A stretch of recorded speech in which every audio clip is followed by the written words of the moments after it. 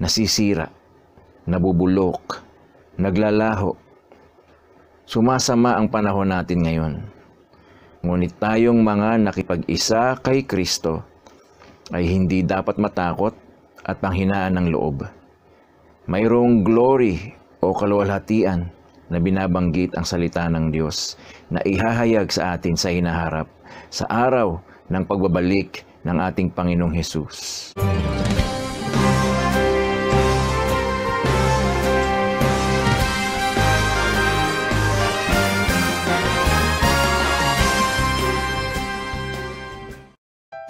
Mga kapatid, basahin natin ang Romans chapter 8. Magsimula tayo sa verse 16. The Spirit Himself bears witness with our spirit that we are children of God. And if children, then heirs, heirs of God and joint heirs with Christ, if indeed we suffer with Him, that we may also be glorified together. For I consider that the sufferings of this present time are not worthy to be compared with the glory which shall be revealed in us. For the earnest expectation of the creation eagerly waits for the revealing of the sons of God. For the creation was subjected to futility, not willingly, but because of Him who subjected it in hope. Because the creation itself also will be delivered from the bondage of corruption into the glorious liberty of the children of God. For we know that the whole creation groans and labors with birth pangs together until now. Not only that, but we also who have the first fruits of the Spirit, even we ourselves groan within ourselves, eagerly waiting for the adoption, the redemption of our body. For we were saved in this hope, but hope that is seen is not hope. For why does one still hope for what he sees? But if we hope for what we do not see, we eagerly wait for it with perseverance.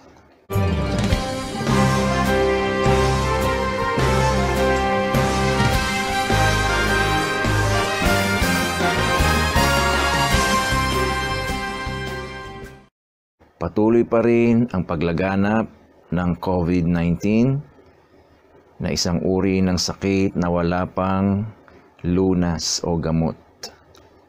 Grabe ang epekto nito sa ekonomiya ng buong mundo at maraming natatakot at maraming naghihirap, maraming namamatay. Ito ay nagpapaalala sa atin na ang lahat sa mundong ito ay hindi maaasahan. Wala sa mundong ito ang ating tunay na pag-asa. Nasisira, nabubulok, naglalaho. Sumasama ang panahon natin ngayon. Ngunit tayong mga nakipag-isa kay Kristo ay hindi dapat matakot at panghinaan ng loob. Mayroong glory o kaluwalhatian na binabanggit ang salita ng Diyos na ihahayag sa atin sa hinaharap sa araw ng pagbabalik ng ating Panginoong Hesus. At patungkol sa kaluwalhatiang ito, ang nais kong ibahagi sa inyo ngayon. Ang mensaheng ito ay may pamagat na the glory that shall be revealed. Tatlong bagay mga kapatid patungkol sa glory na ito ang aking ibabahagi sa inyo. Una ay the inclusions to this glory. Ano ba ang napapaloob sa kaluwalhatian o glory na ito na ihahayag sa atin sa darating na panahon? Una, napapaloob sa glory na ito ay ang receiving of our eternal inheritance o ang pagtanggap natin ng ating mamanahin galing sa ating Diyos. Sabi diyan sa Romans 8 verse 16, the Spirit Himself bears witness with our spirit that we are children of God. Verse 17, and if children, then heirs, heirs of God and joint heirs with Christ, if indeed we suffer with Him, that we may also be glorified together. Ayon dyan, ang mga anak ng Diyos ay heirs o tagapagmana. Nung tinanggap natin ang Panginoon Hesus sa ating puso, tayo ay naging mga anak ng Diyos. Yan ang sabi sa Juan, Kapitulo 1, versikulo 12. Ayon sa Romans 8:17, kung anak tayo ng Diyos, tayo ay mga tagapagmana at kasamang tagapagmana ni Kristo. Ang Diyos ang lumikha at may-ari ng lahat, mayaman ng Diyos. Na-imagine nyo ba kung gaano kalaki, gaano karami, kahalaga ang bagay na mamanahin natin? Hindi pa nakikita ng mga mata ng tao ang inihanda ng Diyos para sa ating mga anak niya. Ito'y tiyak na sakdal sa kahalagahan, kagandahan at kaluwalhatian. Hindi lamang tatanggap tayo ng mana mula sa Diyos, kundi ikalawa, napapaloob sa glory na ito ay ang pagpapahayag sa atin bilang mga anak ng Diyos. Ipakikilala sa buong mundo na tayo ay mga anak ng Diyos. Ayon sa talatang 19 ng Romans chapter 8, sabi diyan, "For the earnest expectation of the creation eagerly waits for the revealing of the sons of God." Verse 20, "For the creation was subjected to futility, not willingly, but because of Him who subjected it in hope." Pansinin natin yung phrase na, "For the revealing of the sons of God." Yan ang ikalawang napapaloob sa glory na ipapahayag sa atin. We will be revealed as sons of God. Sa pagbabalik ng ating Panginoong Hesus, ikaw at ako na sumasampalataya sa Kanya ay i-reveal o ipapahayag sa harapan ng lahat ng tao na tayo ay mga anak ng Diyos. Anak na tayo ng Diyos ngayon nung tinanggap natin ang Panginoon. Pero hindi ito kinikilala at na-appreciate ng sanlibutan. Ang sanlibutan ng mga hindi mananampalataya ay walang mataas na pagtingin sa mga mananampalataya. May mga panahon pa nga na ang mga anak ng Diyos ay inuusig, tinatakwil, nililibak, nilalait ng sanlibutan dahil sa kanilang paniniwala at gawain. Na-imagine nyo ba ang glory na ating madarama kapag dumating na ang Panginoong Hesus at makikita ng buong sanlibutan na ikaw at ako, tayong lahat na nakipag-isa kay Kristo ay kasama ni Kristo sa Kanyang paghahari. Hindi lamang tatanggap tayo ng mana mula sa Diyos. Hindi lamang ihahayag tayo bilang mga anak ng Diyos, kundi ikatlo, tayo, kasama na ang sangnilikha, ay palalayain sa kabulukan o corruption. Ayon dyan sa verses 20 to 21, "For the creation was subjected to futility, not willingly, but because of Him who subjected it in hope." Verse 21, "Because the creation itself also will be delivered from the bondage of corruption into the glorious liberty of the children of God."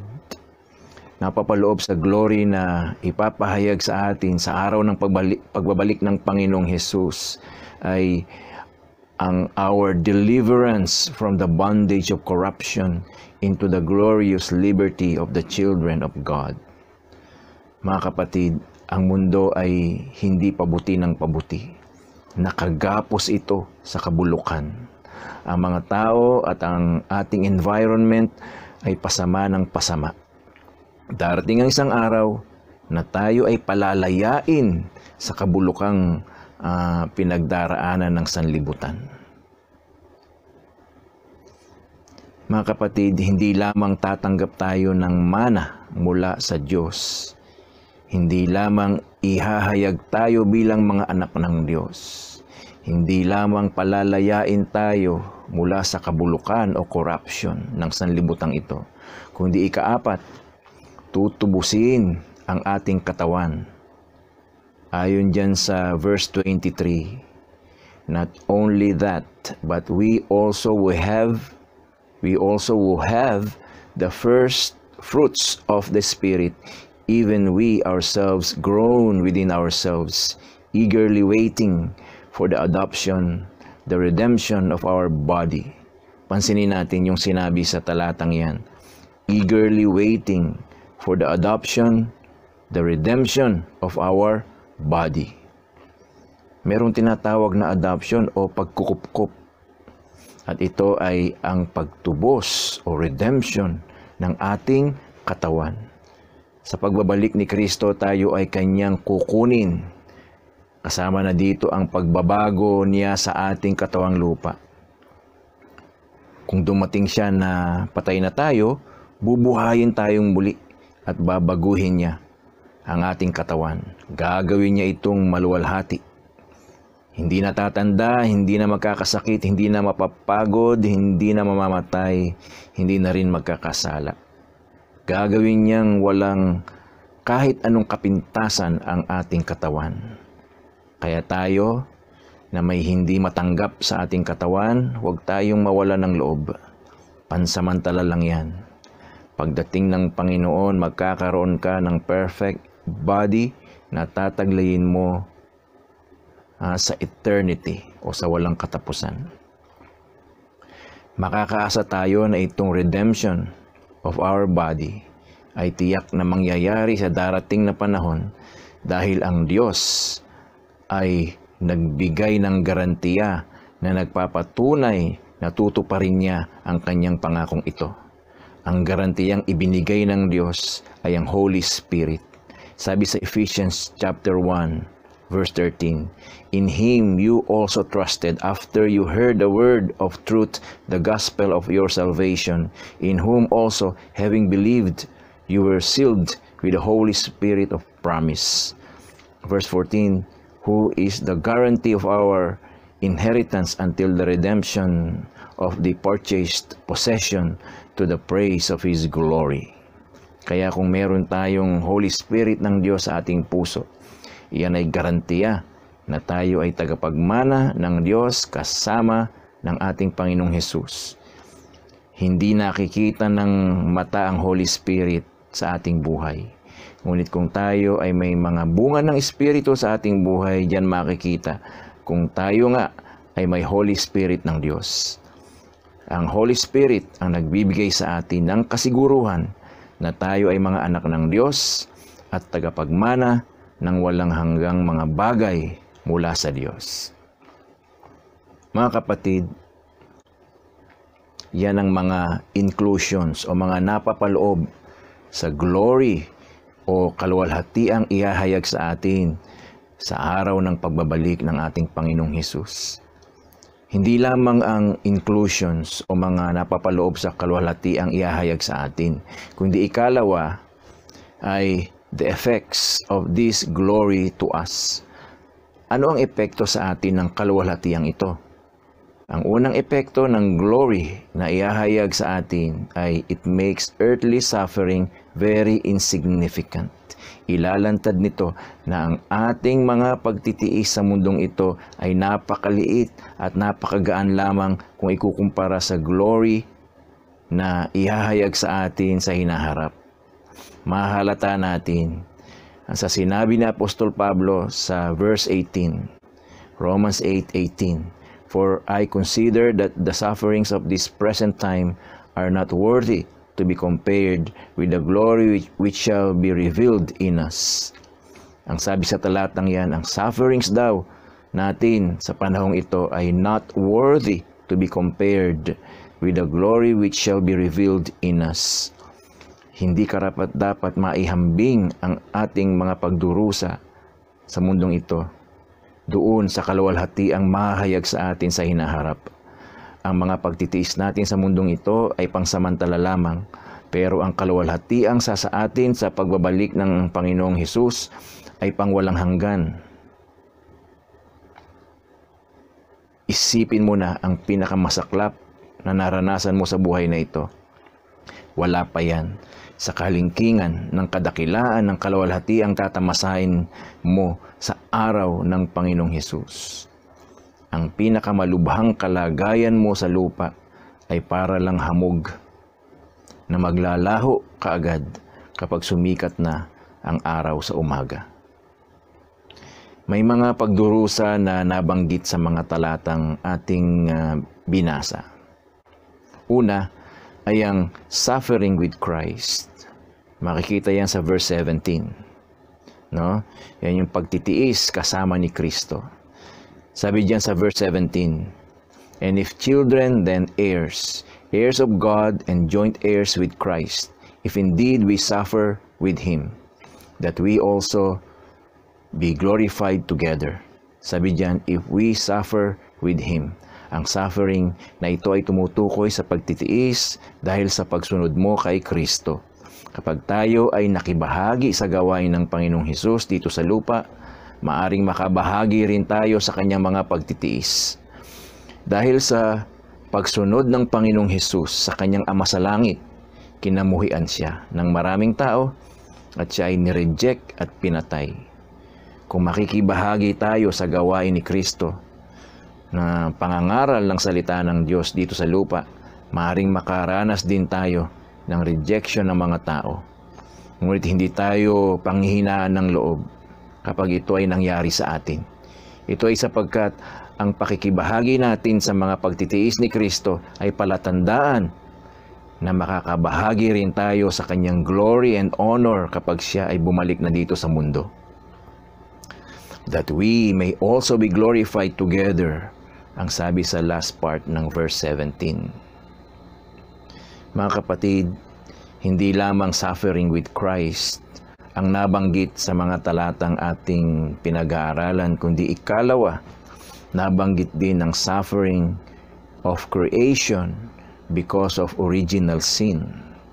Sabi sa verse 20, "For the creation was subjected to futility, not willingly, but because of Him who subjected it in hope." Verse 21, "Because the creation itself also will be delivered from the bondage of corruption into the glorious liberty of the children of God." Verse 22, "For we know that the whole creation groans and labors with birth pangs together until now." Sabi diyan sa verse 22, the whole creation groans and labors with birth pangs together until now. Dumaraing ang sangnilikha at nagle-labor na parang babaeng manganganak. Nung nagkasala si Adan, nadamay sa sumpa ang buong sangnilikha. Kung ang tao ay isinumpa dahil sa kanyang kasalanan, hindi na nararapat na tumira pa siya sa sanlibutang perpekto. At ang sumpang ito, dahil sa kasalanan ni Adan, ay pinagdurusahan ng sanlibutan. Nagdurusa ang sanlibutan sa pagkabulok at pagkawalang kabuluhan. At ayon nga sa verse 22, ang sanlibutan ay dumaraing at nagdaramdam na parang sakit na dinaramdam ng babaeng manganganak na. Hindi lamang pagdurusa natin kasama ni Kristo, hindi lamang pagdurusa ng sanlibutan, kundi ikatlo, nabanggit din ang suffering of God's children o pagdurusa rin nating mga anak ng Diyos. Sabi diyan sa verse 23, "Not only that, but we also who have the first fruits of the Spirit, even we ourselves groan within ourselves, eagerly waiting for the adoption, the redemption of our body." Ayon diyan, tayo rin na mayroong first fruits of the Spirit ay dumadaing sa loob natin. Hindi porke may Holy Spirit tayo at mga tagapagmana na tayo ng Diyos, hindi na tayo makakaranas ng mga pagtitiis. Magkakasakit pa rin tayo at hahantong sa kamatayan. Ngunit hindi tayo dapat matakot at manghina dahil ang Holy Spirit na nasa atin ay garantiya na kahit pa tayo mamatay, bubuhayin tayo ng Diyos at ibibigay sa atin ang mga mamanahing ipinangako niya. Ngunit lahat ng pagdurusa at pagtitiis na ito sa mundong ito ay napakaliit at napakagaan lamang kung ikukumpara sa glory na ito na iahayag sa atin sa hinaharap kapag tayo ay nakasakay sa isang malaking barko, ang napapansin natin ay ang laki ng barko. Ngunit kapag tumingin ka na sa lawak ng dagat, doon mo ma-realize na maliit lang pala ang barko kung ikukumpara sa dagat. Kapag nakafocus tayo sa mga pagdurusa natin dito sa mundo at nawawala sa isip natin ang mga pangako ng Diyos, parang kay laki at kay bigat ng mga problema natin at hindi natin makaya. Ngunit kung ititingin natin ang mata ng ating pananampalataya sa glory na ihahayag sa atin sa pagbabalik ng ating tagapagligtas na si Jesus, lalabas na parang maliit lang na barko ang mga pagdurusa natin kung ikukumpara sa malawak na dagat ng kaluwalhati ang ihahayag sa atin sa darating na panahon. Yan ang isang epekto ng glory na ihahayag sa atin. Nagmumukhang napakaliit at napakagaan ng ating mga pagdurusa sa buhay na ito kung ikukumpara sa glory na mahahayag sa atin sa hinaharap. Hindi lamang yan. Isa pang epekto ng kaluwalhati ang ihahayag sa atin ay it makes us persevere o ginagawa nitong makapaghintay tayo ng may pagtitiis. Sabi sa verse 25, "But if we hope for what we do not see, we eagerly wait for it with perseverance." Ang inaasahan nating kaluwalhati ang ihahayag sa atin ay tumutulong sa atin na makapaghintay ng may pagtitiis. Kung tayo ay nakatanaw sa kaluwalhati ang sasaatin, pagbalik ng Panginoong Hesus, lumalakas ang ating loob. Pinalalakas tayo ng ating pag-asa. Ginagawa nitong makapaghintay tayo ng may pagtitiis. Mga kapatid, papaalala ko lang na ibinabahagi ko sa inyo ang patungkol sa kaluwalhatiang ihahayag sa atin sa hinaharap. Una ay naibahagi ko na sa inyo ang mga napapaloob sa kaluwalhatiang ito. Ikalawa ay ang epekto ng kaluwalhatiang ito. Dadako tayo sa ikatlong bagay patungkol sa kaluwalhatiang ihahayag sa atin at ito ay the attitude toward this glory. Anong attitude o pag-uugali ang dapat nating taglayin patungkol sa kaluwalhatiang ihahayag sa atin? Una, we should hope and wait.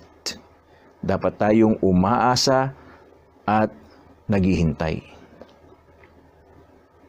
Sabi sa verse 23 to 25, "Not only that, but we also will have the first fruits of the Spirit, even we ourselves groan within ourselves, eagerly waiting for the adoption, the redemption of our body.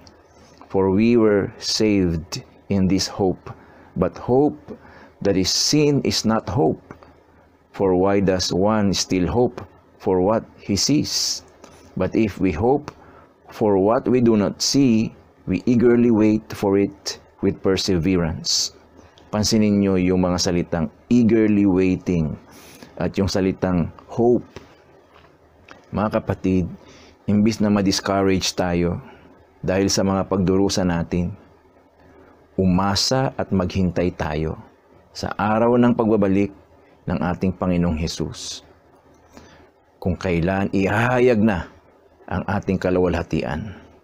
Kung sa kabila ng mga pagtitiis ay nagtitiwala ka pa rin sa Panginoon, sinasamba mo pa rin siya, nag-aaral ka pa rin ng kanyang mga salita, nagpe-pray ka pa rin sa kanya, nagsishare ka pa rin ng mga salita ng Diyos sa iba, yan ay palatandaan na umaasa at naghihintay ka pa rin sa kanya. Pero kapag huminto na tayo sa Panginoon, at nawala na tayo sa mga gawain ng Panginoon, posibleng palatandaan yan na hindi ka na umaasa at hindi ka na rin naghihintay sa Panginoon. Mga kapatid, ang Panginoon ay hindi magpapaasa sa atin at pagkatapos ay bibiguin niya ang ating pag-asa. Magtiwala tayo sa Kanya at tanggapin natin ng maluwag sa kalooban ang mga pangyayaring pinapayagan niyang mangyari sa ating buhay. Ngayon ay panahon ng pag-asa at paghihintay. Ngayon ay panahon ng pagdurusa at pagtitiis. Madidisappoint ka lang kung ngayon mo inaasahan ang perpektong buhay. Sa pagbabalik pa ng Panginoong Hesus, lubusan at ganap na papawiin ng Diyos ang kamatayan, ang kalungkutan, ang sakit at mga pagluha. Dapat nating taglayin ngayon ay ang pag-uugaling umaasa at naghihintay dahil hindi bibiguin ng Diyos ang ating pag-asa.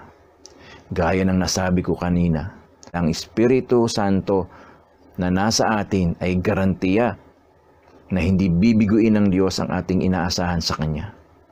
Mga kapatid, napapalakas ka pa ba ng glory na ipapahayag sa atin pagdating ng Panginoong Hesus? Nasa pangako ba ng Diyos ang iyong kasiguruhan? Ang iyong bang pamumuhay ngayon ay nagpapakita na naghihintay ka pa sa katuparan ng mga pangako sa atin ng Diyos?